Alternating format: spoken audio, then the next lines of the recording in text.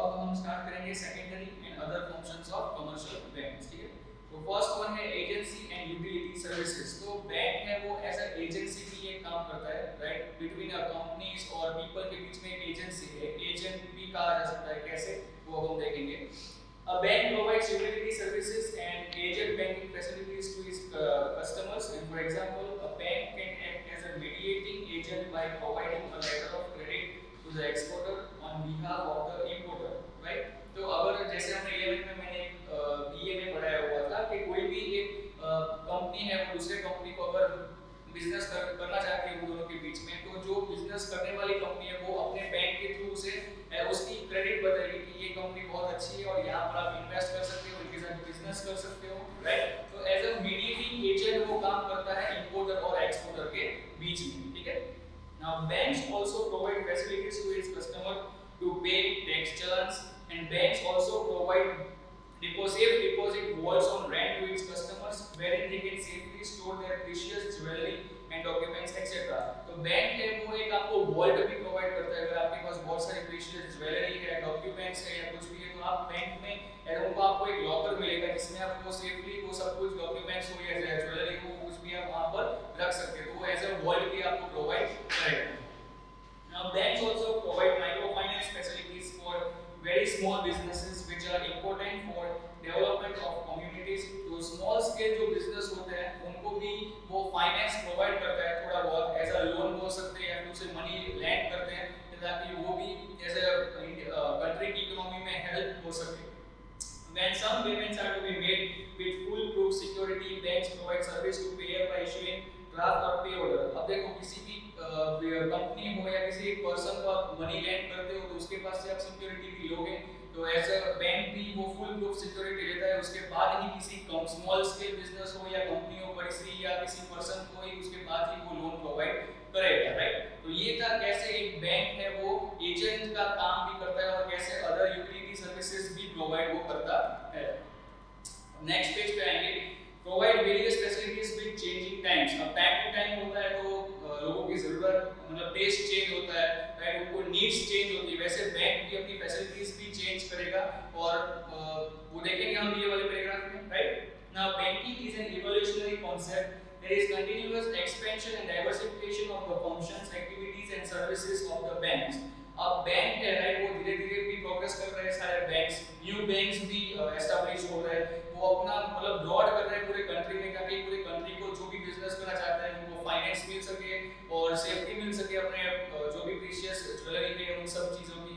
तो इसलिए बैंक्स भी बढ़ रहे हैं और उनका एक्सपेंशन भी हो रहा है पूरे कंट्री में, right. In present times electronic transfer of money from an account of one customer to that of any other of any bank is done through the facilities like NEFT, RTGS और both are possible because of core banking। तो अभी तो आप online payment आ चुका है, तो एक account से दूसरे अकाउंट में जाना तो आपको बैंक में जाने की भी जरूरत नहीं है, राइट। पेटीएम करो या भीम ऐप है या कोई भी ऑनलाइन ऐप भी आप यूज कर सकते हो, तो उसके थ्रू आप किसी भी दूसरे के अकाउंट में आप पैसे डाल सकते हो या किसी से पैसे ले भी सकते हो थ्रू ऑनलाइन पेमेंट, राइट। ये सब फैसिलिटीज भी प्रोवाइड कौन करता है? Bank. Now besides customer can get various details of their account as well as make payments, buy books, book tickets etc. on their computer or mobile phone through internet banking and mobile banking app। अब आप bank के through मतलब कोई भी एक app है, online payment app है, उसमें से आप कोई भी बुक टिकट कर सकते हो, कुछ भी शॉपिंग कर सकते हो या बिल का पेमेंट है वो भी आप कर सकते हो, राइट। ये सब कुछ प्रोवाइड फैसिलिटीज कहां से हो रही है? बैंक। अगर बैंक अपनी फैसिलिटीज प्रोवाइड नहीं करेगा वो ऐप को, पेटीएम ऐप या किसी ऐप को, तो वो कनेक्शन हो पाएगा? नहीं हो पाएगा। तो बैंक ने ही ये सारी फैसिलिटीज प्रोवाइड की है, तब जाके हम लोग ये घर बैठ के अब सब कुछ काम हो सकता है, right. Now presence of commercial banks of India। अब ये जितनी भी कमर्शियल बैंक्स इंडिया में है, राइट, तो उसके बारे में हम लोग थोड़ा पढ़ेंगे। Now commercial bank in India operate in the public as well as the private sectors। अब हमको पता है फॉर एग्जांपल के ICICI है, HDFC बैंक है, तो ये सारे प्राइवेट बैंक्स है, और bank of India, bank of Baroda, SBI, ये सब कौन सी है? पब्लिक सेक्टर मतलब गवर्नमेंट बैंक्स, ठीक है। Now after the economic reforms of 1991 foreign banks have entered the private sector। अब जैसे जैसे हमारे इंडिया का ग्रोथ हो रहा है, 1991 में जो रिफॉर्म्स बने उसके बाद क्या हो रहा है, फॉरेन की जो बैंक्स है वो भी इंटरेस्ट ले रही है इंडिया की बिजनेस में भी और बैंक्स में भी, तो वो भी फैसिलिटीज प्रोवाइड करते हैं, इंडिया में आ चुके हैं। Besides there are financial companies which function like banks in the unorganized and organized money markets of India, and there also is the existence of the cooperative banks. देखो आपने कहीं कहीं पढ़ा होगा कि राजकोट कोऑपरेटिव बैंक या अलग-अलग टाइप की कोऑपरेटिव बैंक्स भी होती है, रूरल बैंक्स भी होती है, ग्रामीण बैंक जो हम लोग बोलते हैं, राइट? तो रूरल एरियाज में, विलेजेस में भी हम लोग बैंक की फैसिलिटीज प्रोवाइड करें, इसलिए रूरल बैंक्स है। कोऑपरेटिव सोसाइटीज भी में फैसिलिटीज प्रोवाइड करने के लिए वो कोऑपरेटिव बैंक्स आ चुकी है। कोई भी सिटीज, बड़ी सिटीज में हो तो उसके लिए वो पब्लिक सेक्टर और प्राइवेट सेक्टर बैंक्स हैं। मतलब हर जगह हर एक तरीके से फैसिलिटी प्रोवाइड हो सके हर एक इंसान को पूरी कंट्री में, इसीलिए हर एक टाइप की बैंक और हर एक टाइप के सेक्टर में अलग-अलग बैंक्स बनाई गई हैं।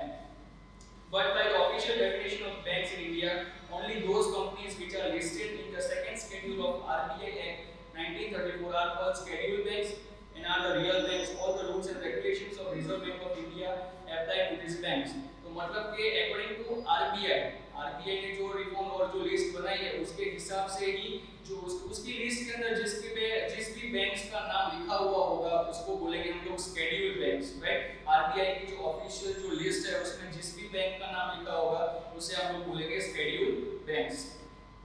नाउ यहां पर देखो शेड्यूल्ड बैंक्स में दिया हुआ है, उसमें आता है कमर्शियल एंड कोऑपरेटिव बैंक्स। तो कमर्शियल बैंक्स में है public sector commercial banks, private sector commercial banks, foreign multinational banking working in India and regional rural banks, मतलब जो विलेजेस में होते हैं, ठीक है? अब आता है central bank. There exists a central bank in all the countries of the world. हर एक कंट्री में कोई एक सेंट्रल बैंक होता है। सेंट्रल बैंक का मतलब ये है कि वो एक बैंक होते हैं, वो पूरे कंट्री में जितने भी भले चाहे जितने अलग-अलग बैंक से उसका जो भी कार्यभार है, राइट? जितना भी उसके काम से जितना फंक्शंस है वो उसके थ्रू ही होता है। उनको आरबीआई को सभी बैंक्स का काम पता होना चाहिए और उससे कनेक्टेड है और उनसे परमिशन लेके ही आप दूसरी बैंक मतलब बना सकते हो। Now evaluates and regulates the banking activities in entire economy. Besides, a central bank protects the interests and rights of the customer of various banks of and of the general public. देखो अब कोई भी bank है अगर कुछ fault निकलता है या कुछ चीटिंग हो जाती है कस्टमर्स के साथ, इसीलिए आरबीआई ही है जो एक बोलते हैं जैसे हमको कोई प्रॉब्लम है पूरे कंट्री में कुछ क्रिमिनल केस हो या सिविल केसेस हो उसके लिए हमारे पास कोर्ट है, ऐसे बैंक के साथ अगर कुछ प्रॉब्लम हो जाती है तो उसके लिए आरबीआई ने ही सारे रूल्स एंड रेगुलेशंस बनाए गए हैं कि अगर कस्टमर के साथ कुछ होता है, फॉल्ट होता है या चीटिंग होती है तो उसको कैसे फैसिलिटीज प्रोवाइड होगी और आगे क्या प्रोसीजर होगा, क्या रूल्स है उसके लिए, राइट? तो ये सब कुछ आरबीआई ही रेगुलेट करती है पूरी तरीके से। Now RBI can define central bank as the institution charged with the responsibility of managing the expansion and contraction of the volume of money in the interest of general public welfare. तो RBI के हिसाब से RBI institution है, central bank institution है जो सारे banks को expand करेगी ताकि हर एक पीपल का वेलफेयर हो, उनको मनी मिलेगा, राइट? अगर हर एक जगह पे हर एक सेक्टर में बैंक्स होंगे तो उनको कोई भी पर्सन को अगर फाइनेंस बिजनेस स्टार्ट करना है या किसी तरीके से फाइनेंस की जरूरत होगी तो वो बैंक से ले सकता है। उस तरह से जैसे अगर पर्सन का वेलफेयर हुआ तो वहां पर सामने क्या होगा, कंट्री का भी वेलफेयर होगा, इकोनॉमिक सिस्टम बढ़ेगा, अच्छा हो जाएगा, right? Now hence central bank is the apex bank of the country. Apex means important and focusable bank whose function is to aid, regulate and promote. मतलब कि किसी भी नुकसान को भरपाई करना, सारे बैंक्स की रेगुलेट करना और हर एक तरीके से मनी को प्रमोट करना हर एक इंसान तक, उसका वो काम कौन करेगा, वो सारे फंक्शंस किसके हैं, आरबीआई के। And the banking sector as well has to maintain monetary financial stability for overall economic good of the nation. और पूरी तरीके से कोई भी एक नेशन का है वो इकोनॉमिक स्टेबिलिटी मेंटेन हो सके, राइट? इकोनॉमिक तरीके से हमारा नेशन पावरफुल रहे मनी के हिसाब से, तो ये सब भी फंक्शन किसके होते हैं, आरबीआई के। तो ये आरबीआई सब कुछ ध्यान रखता है। तो अब चलो पीछे देखेंगे हम लोग। Now mobilization of the money has been several macroeconomic implications which impact economic growth and development of our nation. The responsibility of regulating monetary transactions in the country and maintaining the value of country's currency rests with the central bank. अब देखो जैसे कि हमारा America से अगर तुलना करें तो $1 की कीमत में 60 है, 65 रुपीस है, तो ये सब करेंसी के जो रेगुलेशंस है और ये जो मेंटेन करना होता है ये सब भी किसके हाथ में होता है, आरबीआई के हाथ में होता है। जो भी मोबिलाइजेशन करनी है मनी की और किसी भी मनी मार्केट में, तो ये सब कुछ कामकाज जो भी है रेगुलेशन या फंक्शंस वो कौन करेगा, RBI. Now reserve bank of India, reserve bank of India के बारे में थोड़ा ज्यादा पढ़ते हुए जो भी हमने शायद 11 सेशन में हो चुका है फिर भी एक बार रिपीट हो जाएगा। Now central bank of India is known as the reserve bank. हमारे इंडिया की तो कौन सी है? Reserve bank of India. Under the reserve bank of Indian act of 1934, reserve bank of India was established on April 1 and 1935। तो reserve bank है वो establish कब हुआ था? अप्रैल 1 एंड 1935 में with a private paid up capital, और उसका जो सबसे पहला पेड अप कैपिटल हुआ था वो प्राइवेट हुआ था जिसका था 5 crore rupees. RBI was nationalised on January 1 1949। अब वो एस्टैब्लिश हुआ था अप्रैल 1 1935 में, राइट, लेकिन उसका जो नेशनलाइज मतलब ये कहा जाता है कि अभी ये नेशनलाइज हो चुकी है अपनी कंट्री की सेंट्रल बैंक कैसे, वो कब हुआ था? जनवरी 1 1949। तो ये दोनों ही डेट्स याद रखना, इसमें कंफ्यूज मत होना। एस्टैब्लिश हुआ था वो अप्रैल 1 1935 में और नेशनलाइज्ड हुआ था वो जनवरी 1 1949 में। तो ये दोनों चीज इंपॉर्टेंट याद रखना। RBI is the apex bank of India which supervises and regulates the entire banking sector as well as formulates the monetary policy of India। तो RBI क्या करता है? वो अल्फा कहा सकता है, एपेक्स को या अल्फा को, जो हर एक बैंकिंग जितने भी बैंक्स है उसको एकजुट कोऑर्डिनेट करके रखता है और सारे फंक्शन उसके थ्रू ही हो सकते हैं। Now functions of the reserve bank of India. तो अब रिजर्व बैंक ऑफ इंडिया के कौन-कौन से फंक्शंस है उसके बारे में हम लोग पढ़ेंगे। तो सबसे पहले है मॉनेटरी फंक्शंस। तो मनी से रिलेटेड जो भी फंक्शंस है आरबीआई के उसके बारे में। तो फर्स्ट वन है currency issue. Reserve bank of India has the sole right to issue notes of demonetizations and starting from 2 rupees and above, currency note of 1 rupees and all the currency coins are issued by the finance ministry of government of India, but the distribution of 1 rupee notes and currency coins is done by RBI as an agent of the government of the India. तो कोई भी आप money देखो या currency note हो या currency coins हो, उसका रेगुलेशन देखो गवर्नमेंट ऑफ इंडिया उसको पता रखता है, लेकिन उसका रेगुलेशंस और ये पीपल तक पहुंचाने का काम वो कौन करता है? एज ए एजेंट आरबीआई करेगा। कौन करेगा? As a agent reserve bank of India. Now second is banker to the government. RBI is a banker, adviser and agent of the central government and all the state governments. It manages the government bonds, government accounts, currency coins and notes of 1 rupees and also provides loan to the government। तो RBI क्या है? एक banker है government के लिए। वो government को किसी भी तरह का अगर किसी गवर्नमेंट को कोई भी तरीके से कोई एडवाइस चाहिए, मनी से रिलेटेड है या फिर कोई लोन चाहिए गवर्नमेंट को भी, या किसी भी तरीके से कोई भी पॉलिसीज बनानी हो या कोई भी डिसीजंस लेना हो मॉनेटरी रिलेटेड, तो वो आरबीआई एज अ बैंकर को गवर्नमेंट को प्रोवाइड करेगा। Then third point is bankers, bank and lender of the last resort. The RBI is a banker and regulator of all the scheduled banks in the country, and it manages the cash reserves of the banks, determines the direction of the credit as well as directs the credit policy and rate of interest for all the banks. It is also lender of the last resort for scheduled banks in the case of the emergency। तो RBI है वो क्या है? As a regulator है सारे जितने भी scheduled banks है। स्केड्यूल्ड बैंक्स मतलब मैंने समझाया कि आरबीआई की लिस्ट में जिस जिसके बैंक्स के नाम लिखे हुए हैं तो वो सारे स्केड्यूल्ड बैंक्स है। तो स्केड्यूल्ड बैंक्स का जितना भी रेगुलेशन होगा वो किसके थ्रू ही होगा? आरबीआई के थ्रू होगा, राइट। और किसी भी बैंक को लास्ट मोमेंट पे अगर इमरजेंसी में पैसे की जरूरत हुई या कुछ भी पैसे चाहिए कहीं से भी, तो वो कौन प्रोवाइड करेगा आपको? आरबीआई। इसलिए उसे लास्ट रिसोर्ट बोला गया है, ठीक है, RBI. Now bankers bank credit control. Now the RBI controls the process of credit creation and money supply in the economy with the help of various tools of the monetary policy। तो अभी RBI जैसे मैंने credit creation जो मैंने कल समझाया था, right, तो वो क्रेडिट क्रिएशन क्या करता है, उसके वो कैसे करना है और जितने भी रेट ऑफ इंटरेस्ट है, जितने भी रेट्स है, वो डिसाइड कौन करेगा? वो आरबीआई ही डिसाइड करेगा। और जितने भी टूल्स है, अगर कोई पॉलिसी बनानी है मनी से रिलेटेड, तो वो जितने भी टूल्स है या कुछ भी पॉलिसी रिलेटेड डिसीजंस होंगे तो वो कौन लेगा? RBI. Now fifth one is custodian of the foreign exchange reserves. Now the RBI has the responsibility of maintaining the value of रूपी, vice versa other currencies under the fine fixed exchange rate regime under free exchange rate system where exchange rate is determined by the market। RBI maintains the value of Indian currency by buying and selling foreign exchange in the open market as and when required। तो किसी भी currency को अगर जैसे dollar को rupees में convert करना हो या वाइस वर्सा रुपीस को डॉलर में कन्वर्ट करना हो, कितना कॉस्ट होगा $1 का रुपीस में या रुपीस का डॉलर में, वो सब जितना भी एक्सचेंज रेट है या जितने भी एक्सचेंज रिलेटेड डिसीजंस है वो सब किसके हाथ में होंगे? आरबीआई के हाथ में होंगे। और जितने भी पॉलिसीज उससे रिलेटेड है वो कौन डिसाइड करेगा? आरबीआई ही डिसाइड करेगी। Now the RBI is also the custodian of Indian India's reserve of the foreign exchange currencies and it also administrates foreign exchange reserves by checking the inflow and the outflow of the foreign exchange. कितना पैसा बाहर का अपनी country में आ रहा है, कितना हमारा पैसा बाहर की कंट्री में जा रहा है, जितना भी फ्लो है, आउटफ्लो, इनफ्लो जो भी है, राइट, वो सारा सब कुछ डिसाइड कौन करेगा? Reserve bank of India. ठीक है, अब नेक्स्ट पेज पे आएंगे हम लोग। तो अभी ये था जितने भी ये वो मनी से related monetary functions of the reserve bank of India. अब है नॉन मॉनेटरी फंक्शंस, मतलब मनी से ना रिलेटेड होते हुए कितने कितने फंक्शंस होंगे आरबीआई के, जितने बैंक्स के लिए, गवर्नमेंट के लिए या हमारे लिए, वो हम लोग देखेंगे। Now first one is the regulatory and the supervisory functions.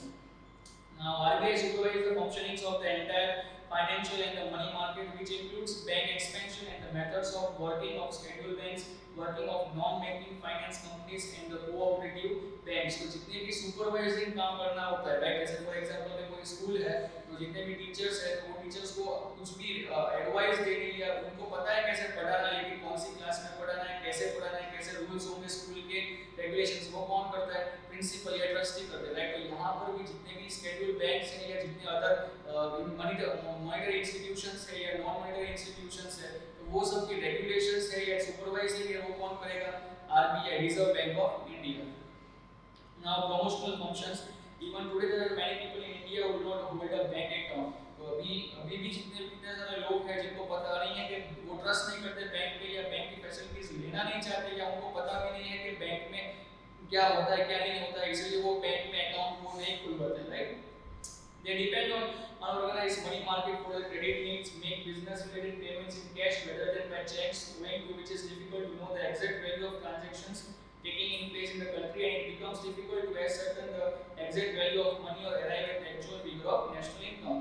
तो कितने सारे लोग हैं वो किसी और से पैसे लेते हैं, राइट, बैंक के बारे में उनको कोई नॉलेज नहीं है, तो किसी से क्रेडिट पे पैसे लेना, वो भी ज्यादा रेट ऑफ इंटरेस्ट के ऊपर, उनके ऊपर भरोसा करके वो लोग पैसे लेते हैं या फिर चीट हो जाते हैं, राइट, वो भी एक प्रॉब्लम है। और दूसरा थ्रू है कि वो कैश से ही सारा पेमेंट करेंगे, ना कि चेक से, तो इसलिए हमें पेमेंट गिनने में, पूरी कंट्री का जो इकोनॉमिक पेमेंट होता है वो गिनने में प्रॉब्लम हो जाएगी, उसमें ज्यादा कम भी हो जाता है। ठीक है, now hence the RBI tries to create banking awareness among the people, encourages branch expansion in rural areas and promote setting up of cooperative banks in the interest of the people। तो RBI क्या करेगा? देखो सारे जितने भी banks है वो जो जगह पे बैंक्स नहीं है वहाँ पर वो बैंक्स का फैसिलिटीज प्रोवाइड करेगा, वो एक्सपेंशन करेगा हर एक टाइप के बैंक्स को, इसलिए विलेजेस में, रूरल एरियाज में आरआरबी बैंक है या कोऑपरेटिव बैंक है वो रखेगा, ताकि क्या है हर एक पर्सन उसकी फैसिलिटी यूज कर सके और जितना हो सके उतना वो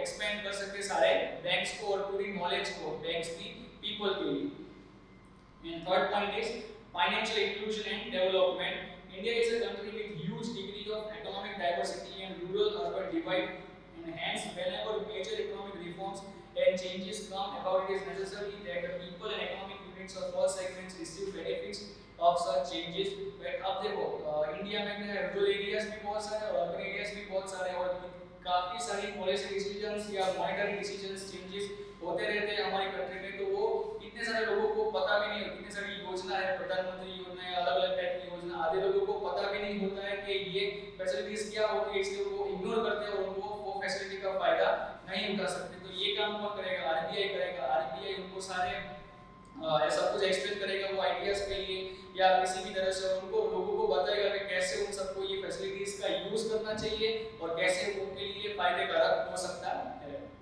Now it is also makes efforts to increase the information flow of enhance awareness regarding the banking among the masses। In the present times RBI manages the Prime Minister's Jan Dhan योजना, जैसे मैंने और एक अभी दूसरी योजना है जन धन योजना, तो ये प्राइम मिनिस्टर की योजना है, वो कौन मैनेज करेगा? आरबीआई। तो ये इतनी सारी योजनाएं हैं जो आरबीआई मैनेज करती है। Now RBI also works towards protecting the interests and the rights of the customer। और कोई भी कस्टमर के साथ चीटिंग ना हो या फॉल्ट ना हो, इसलिए ये राइट्स बनाए गए और रूल्स एंड रेगुलेशंस बनाए गए, और वो जनरेट कौन करता है? Reserve bank of India. अब आते हैं मॉनेटरी पॉलिसी के ऊपर। In economic theory monetary policy is the policy which regulates the demand for the money and supply of the money in the economy. तो जितनी भी अपनी इंडिया की इकोनॉमी है उसमें मनी की डिमांड कितनी है, सप्लाई ऑफ मनी कितना हो सकता है, या जो भी इससे रिलेटेड है वो कौन डिसाइड करेगा, किसके हाथ में होता है ये सारे functions? Reserve bank of India. Now it is the essential to regulate this imbalance between demand and money and supply of money can result in inflation or deflation. अब देखो डिमांड और मनी और सप्लाई ऑफ मनी में कुछ भी imbalance हो जाता है तो वो कैसे इफेक्ट करेगा, इन्फ्लेशन, मंदी या तेजी में इफेक्ट फिर वो हो जाता है। तो उन दोनों के बीच में बैलेंस बनाए रखना वो काम किसका होगा, रिजर्व बैंक ऑफ इंडिया। इसके बीच में demand of money and supply of money. Now hence monetary policy is also known as one of the stabilization policies. In the earlier times, the purpose of monetary policy in India was more to regulate the volume of money, value of money, and nature of money. In the present times, the monetary policy is used for the credit creation. तो पहले क्या काम था monetary policies का, जो भी policies बनती थी मनी से रिलेटेड, तो वो क्या करती थी, मनी को बढ़ावा देती थी, उसकी वैल्यू बढ़ाती थी। लेकिन अब के टाइम में क्या होता है, क्रेडिट क्रिएशन होता है, मतलब कि वो हो सके उतना पीपल को क्रेडिट पे पैसा दे देता कि वो अपने तरीके से कुछ भी बिजनेस स्टार्ट करे और फिर वो अपना जो भी प्रॉफिट होगा वो उससे इकोनॉमी में हेल्प कर सकते हैं, राइट। तो अभी के लिए वो क्या करता है, क्रेडिट क्रिएशन फैसिलिटी प्रोवाइड करता है, कौन, जितनी भी पॉलिसी से मनी से रिलेटेड हो।